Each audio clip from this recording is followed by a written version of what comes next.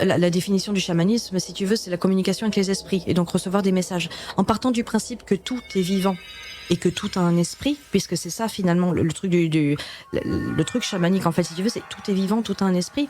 Et en partant de ça, en fait, bien sûr que si, c'est du chamanisme. Mais les racines de l'homme en fait sont chamaniques, tout simplement parce qu'en fait le monde, c'est pas, tu sais, les esprits. Quand on parle d'esprit, le problème il est là, c'est qu'on imagine des entités, tu sais, des esprits comme ça. Alors il y a aussi ces trucs-là, hein, dans une autre dimension, on peut voir des choses comme ça.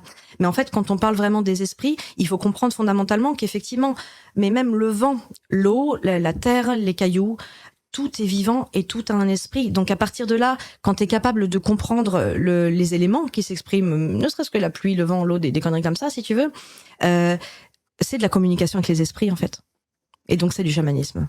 Donc oui en fait, mais la racine de l'homme est chamanique, c'est juste qu'effectivement on est coupé de ça, mais c'est la même chose. Hein. Voilà. Après, pour ce qui est des rituels et des machins, oui, effectivement. Alors ça, si tu veux, c'est juste que c'est quelque chose de fondamental. C'est là, on parle du cycle de mort-renaissance en fait. Que nous, en tant qu'occidentaux, je ne sais pas pourquoi, on a énormément de mal à accueillir cette chose-là, alors que c'est tout à fait naturel.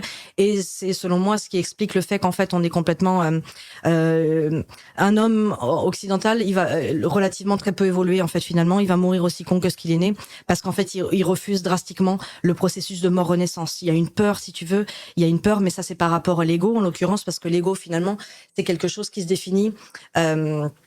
C'est quelque chose qui se définit justement par ses limites.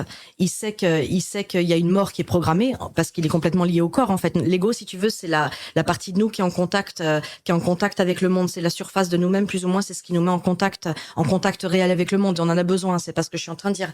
Mais l'ego, si tu veux, cette partie-là de nous-mêmes, elle sait qu'elle est destinée à mourir.